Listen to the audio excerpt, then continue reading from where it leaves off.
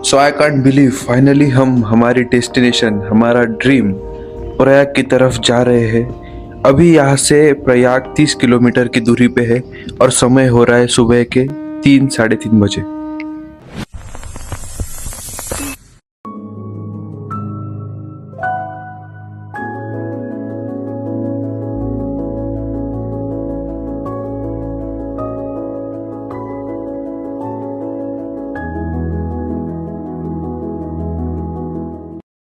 तो आज के पार्ट 2 वीडियो में आपका स्वागत है।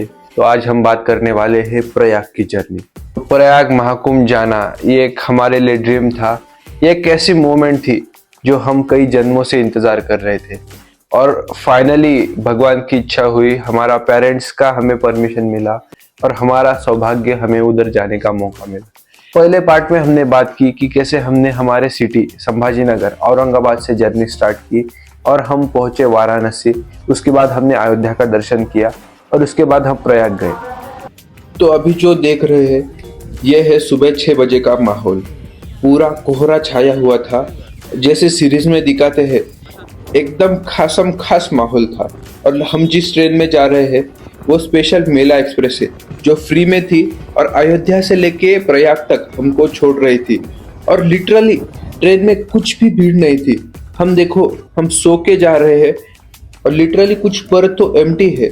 हमने आराम से सामान रखा, आराम से 12 घंटे हम सोए।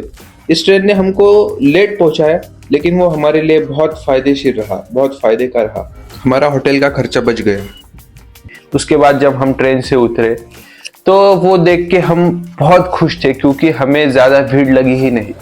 हमारा जो रेलवे स्टेशन था वो पूरा क्लीन था, ज़्यादा भीड़ नहीं थी। उसके बाद जो सराउंडिंग हमने पोस्टर देखे, ग्राफिटी पेंटिंग्स देखे, उसके तो हम दीवाने हो गए।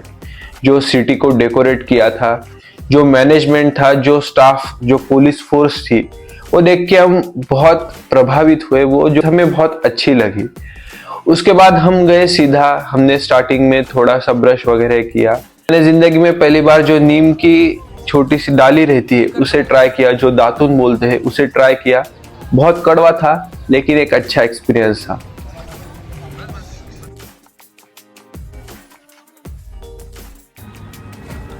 उधर से हमने रेलवे स्टेशन के पास से एक रिक्शा की, इलेक्ट्रिक ऑटो रिक्शा जो यहाँ चलती है, और उससे हम गए सीधे भारद्वाज ऋषि के आश्रम के पास।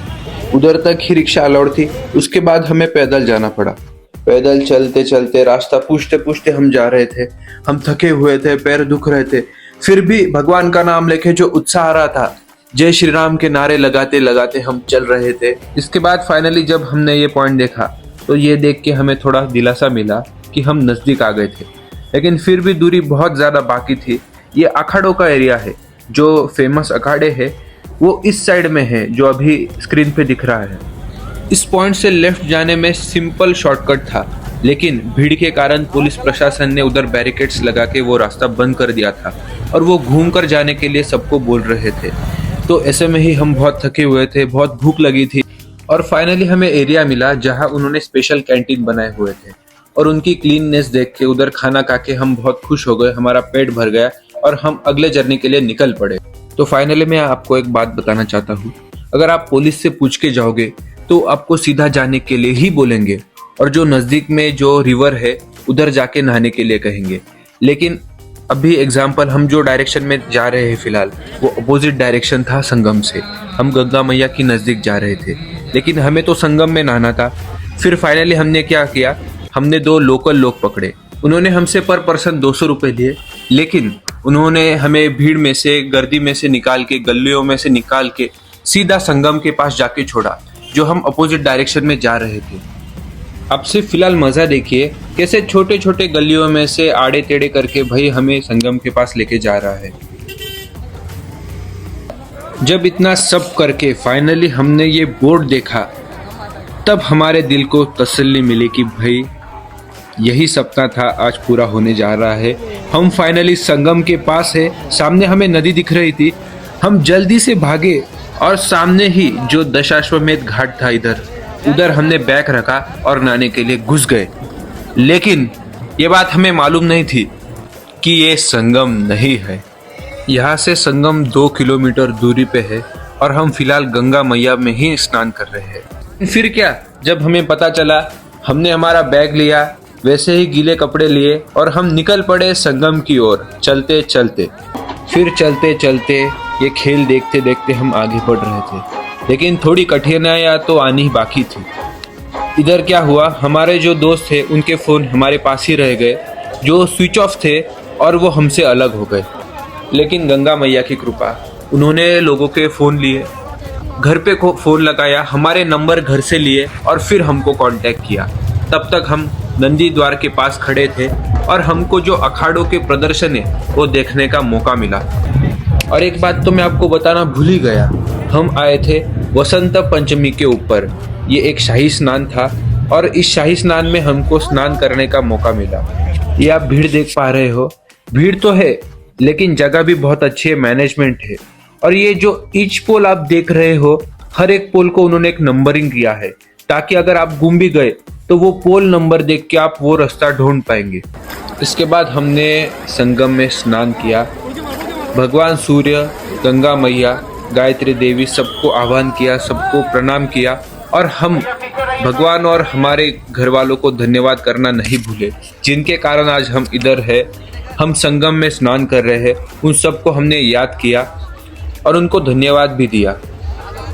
उसके बाद कुछ एक दो वीडियो ही हमने बनाए, ज़्यादा समय बर्बाद नहीं किया, क्योंकि प्रशासन कह रहा था कि तुम स्नान करो और जल्दी से बाहर निकलो ताकि भीड़ ना हो।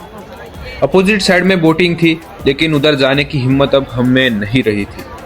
उसके बाद हमारे फ़ोन की बैटरी भी डाउन थी, फिर हमने एक दो वीडियो बनाए और फ़ोन हमारा स्विच ऑफ हो गया। इसलिए अगले कुछ वीडियो हमने हमारे दोस्त के फ़ोन में निकाले। जो विमान मंडपम हमने देखा, जो शाम का नज़ारा देखा प्रयाग सिटी का, जो टेम्पररी सिटी बनाई हुई है, वो बेहतरीन था, बहुत लाजवाब था। अब हम बहुत ज़्यादा थक गए थे, पीठ पे बहुत ज़्यादा बोझा था। हमारे जो बैग्स थे उनमें हमने जो पानी भरा था उससे वो बहुत ज़्यादा भारी हो गए थे, हमारे पैर भी नहीं चल रहे थे। लेकिन फिर भी हमें जाना था फिर से वाराणसी। क्यों? तो हमारे जो एक भाई थे हमारे साथ आए थे, उनका फ़ोन वाराणसी में गुम हो गया था।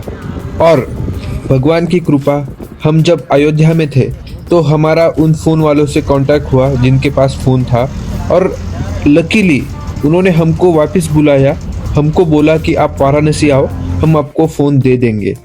तो क्या, तो प्रयाग दर्शन होने के बाद हम फिर से वाराणसी के लिए निकल पड़े। और इस टाइम भी हमको मेला एक्सप्रेस मिल गई, जो डिले होती है लेकिन उसमें जगह बहुत ज़्यादा थी। इस बार भी हम सो के आराम से वाराणसी के लिए निकल पड़े। तो उधर एक दादाजी थे, बहुत बात कर रहे थे, तो हमारे दोस्त ने अच्छी मजा ली। ये फन पार्ट है थोड़ा सा, ये वीडियो देखिए। हो गया बात खत्म, ऐसा नहीं करने का। फिर इसी में बैठे थे, बैठिए, कोई बात नहीं। अरे अंकल, आपकी बात सही है, आपका पैर वैर लग जाएगा उसमें। हम आराम करना चाह रहे हैं तो सो जाइए ना, मन ठीक नहीं है। नहीं सर, 1 मिनट रुकिए सर। ये बबुआ अम्मी बोलता था, क्या हो गया तुमको?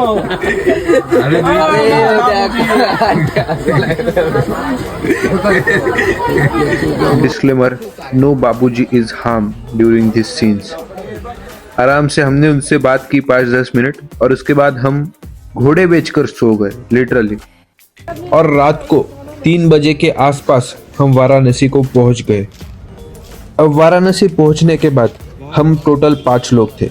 उनमें से जो हमारे 3 दोस्त थे वो बहुत ज़्यादा थक गए थे, उनकी नींद भी अच्छी नहीं हुई थी, तो वो स्टेशन पे ही रुक गए।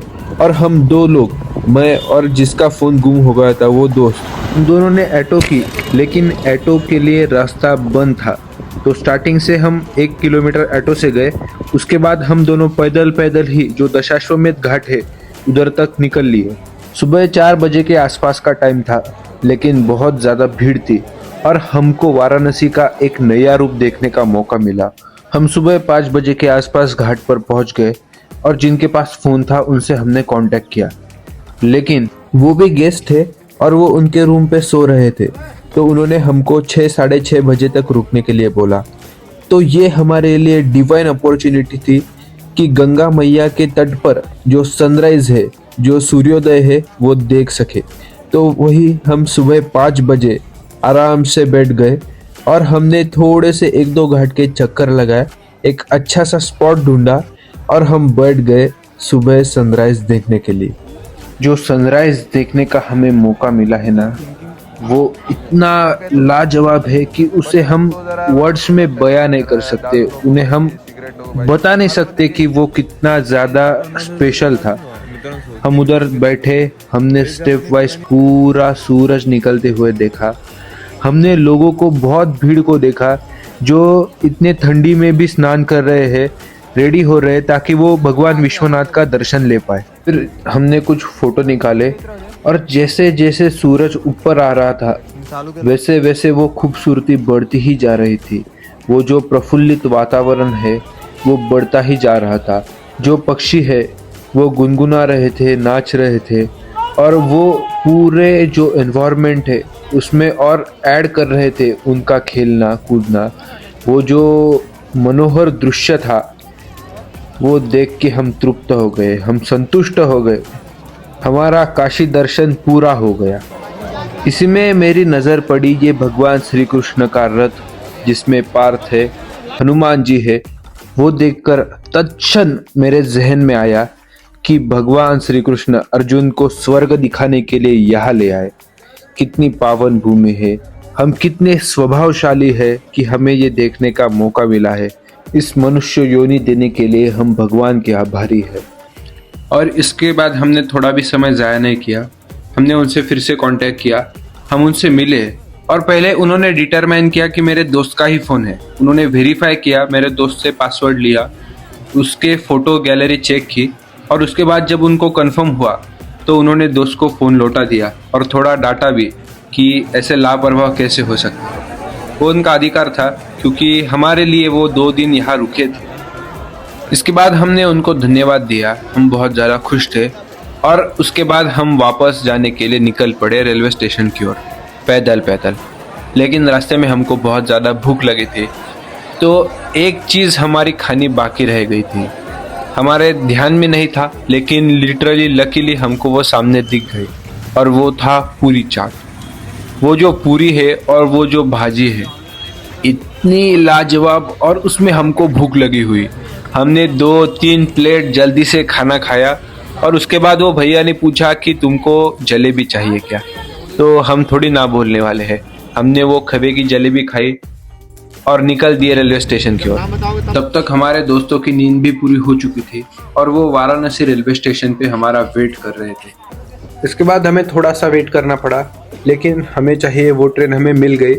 हमने जनरल के टिकट निकाले क्योंकि स्लीपर के टिकट अवेलेबल ही नहीं थे जो हमें चाहिए थे और हम निकल पड़े हमारे घर की ओर। और ये रहा नमो घाट जहाँ हमें जाना था लेकिन हम जा नहीं पाए, लेकिन नेक्स्ट टाइम इधर ज़रूर जाएंगे। उसके बाद एक जगह देख के मैं सो गया, लेकिन जब मैं उठा तो मैंने देखा कि मेरा दोस्त पानी की बोतल बेच रहा है। मैं तो थोड़ा शॉक हो गया, लेकिन मज़े में मेरे दोस्त ने बॉटल्स का एक पैक ले लिया और उसे बेचना चालू कर दिया और बाद में हमें पता चला कि ये बात इलीगल है। लेकिन it was a fun experience. लेकिन पूरे ट्रिप में ये जो हमारी ट्रेन जर्नी है जो 12 घंटे है वो सबसे ख़राब थे। समय कटता ही नहीं रहा था और इतनी ज़्यादा भीड़ थी इस ट्रेन में कि हमको नीचे पैर रखने के लिए भी जगह नहीं थी। उसमें हमें बैठने के लिए जगह मिली, ये हमारा नसीब, लेकिन हम नीचे नहीं उतर पा रहे थे। आप यहाँ देख ही पा रहे होंगे कि रात को मैं इतने आड़े टेढ़े करके सो गया था और नींद भी नहीं आ रही थी, पूरे पैर मेरे सुन पड़ गए थे। उसके बाद जब हमने बाउंड्री क्रॉस की, हम महाराष्ट्र में जळगांव को आ गए, तो वहाँ ही हम उतर गए क्योंकि उसके बाद ट्रेन डिले होने वाली थी और भुसावल और मनमाड़ तक आने के लिए हमको और 4-5 घंटे रुकना पड़ेगा। इसलिए हम जळगांव को उतर गए। उधर से ऑटो से हम बस स्टैंड की तरफ गए। बस आने में अभी देर थी क्योंकि हम 4 बजे पहुंचे थे और बस 5 बजे चालू होती है। लेकिन 5 बजे जैसे ही शिवशाही हमें मिली, हम उस बस में चढ़ गए और उधर थोड़ा आराम किया और उस बस ने हमको 10 बजे तक घर पहुंचा दिया। नींद अच्छी हो चुकी थी। घर आने के बाद फ्रेश हुआ और जो मेरी डेली की बस है ऑफिस जाने वाली वो छूट गई थी। और वैसे भी आज मेरा ऑफिस जाना ज़रूरी था क्योंकि मैंने 3 दिन बोल के 6 दिन छुट्टी मारी थी और मेरे बॉस मुझे ना डांटे इसलिए मैं 11 बजे गाड़ी लेके ऑफिस चला गया। मेरा ऑफिस भी 25 किलोमीटर दूर है, तो ऑफिस जाने में मुझे पौन घंटा लग गया है। And finally I have manage to get before the time, नहीं तो मेरी लीव पड़ जाती। सो भगवान की कृपा से हमारी ये trip was a huge success. भगवान विश्वनाथ जी की कृपा, प्रभु श्री राम जी की कृपा, क्योंकि हमारे सारे स्पॉट कवर हुए। हमारा अयोध्या दर्शन हुआ, हमारा काशी दर्शन हुआ, हमारा प्रयाग में स्नान हुआ, वो भी एक अक्षय मुहूर्त के ऊपर, और ये सब बजट में। तो हम बहुत ज़्यादा खुश हैं और इस सक्सेस की बात ऐसे ही वीडियोस में लाता रहूँगा। मेरा सपना है कि पूरा वर्ल्ड घूमना, पूरा भारत घूमना। तो मेरे साथ बने रहिए, मेरे चैनल को सब्सक्राइब कीजिए, और मुझे लगता नहीं कि अब मुझे फिर से बोलने की ज़रूरत पड़ेगी। आई होप आप मेरे साथ जुड़ेंगे और मेरी जर्नी एंजॉय करेंगे। सो सी यू इन नेक्स्ट वीडियो।